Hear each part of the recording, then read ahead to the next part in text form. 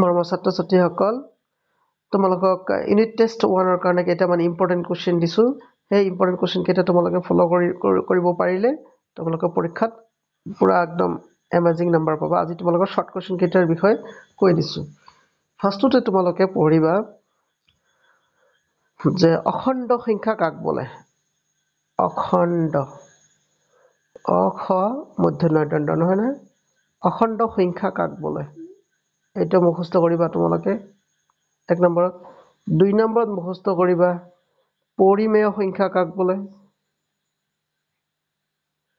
তিন নম্বৰত তোমালোকে পঢ়িবা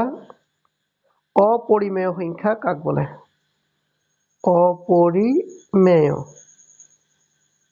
অপৰিমেয় সংখ্যা কাক বোলে এই তিনটা ডেফিনিশ্যন তোমালোকে মুখস্থ কৰিবা তাৰে যিকোনো এটা পাবাই মানে তাৰ পিছত তোমালোকৰ নেক্সট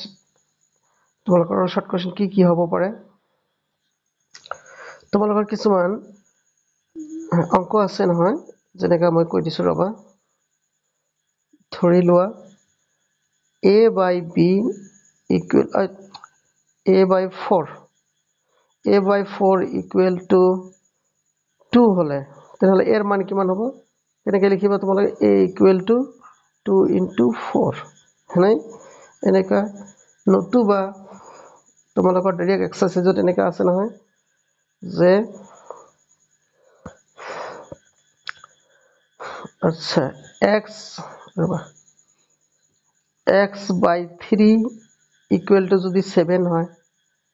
মানে তেনেহলে x এর মান কিমান হ'ব x equal to 3 7 21 ঠিক তেনেকে তোমালোকে পঢ়িবা আচ্ছা m by 2 ৰবা m by 2 equal to যদি তোমালোকৰ -7 হয় তেনেহলে m এৰ মান কি হ'ব m equal to তোমালোকে লিখিব পাৰিবা 2 into -7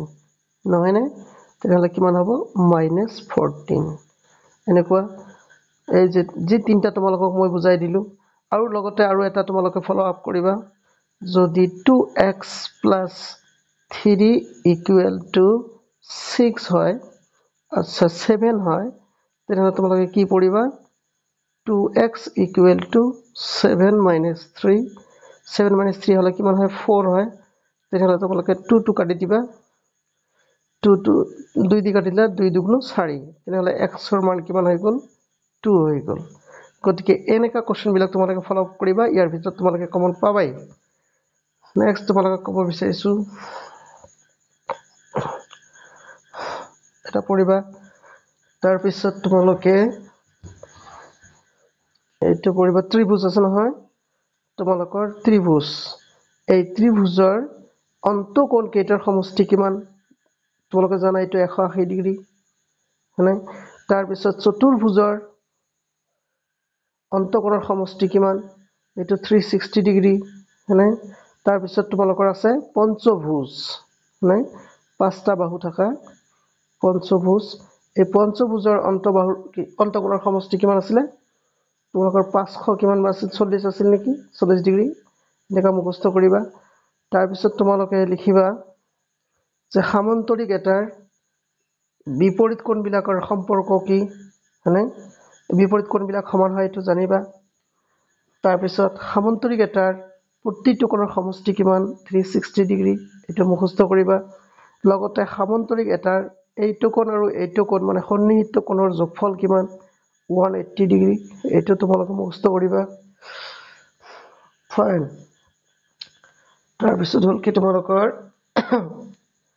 এনেকা ধৰণৰ কোশ্চেন বিলাক তোমালোকে একদম পুৰা ডিল কৰিবা নেৰিবা ভুলতে তাৰমানে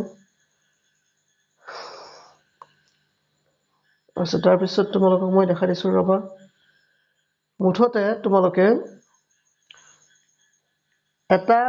বহুভুজৰ অন্তঃকোণৰ সমষ্টি কিমান ফৰ্মুলা এটা আছিল নহয় এই ফৰ্মুলা দুটা ফৰ্মুলা আছিল দুটাই মুখস্থ কৰিবা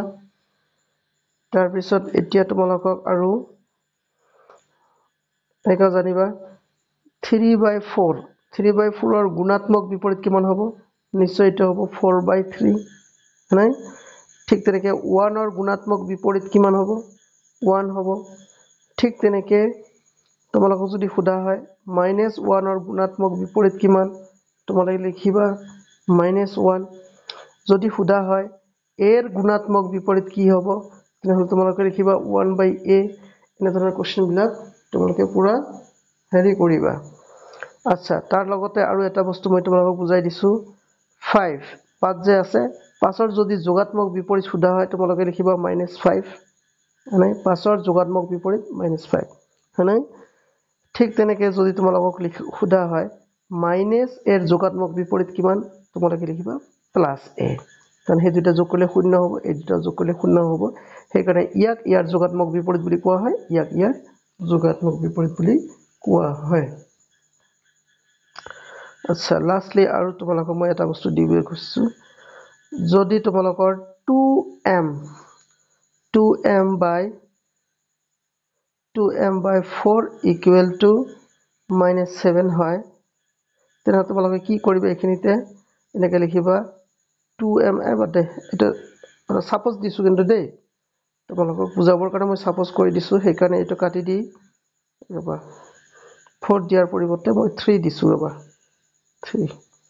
ওকে 3 দিছো তেনেহলে 2m = কিমান হ'ব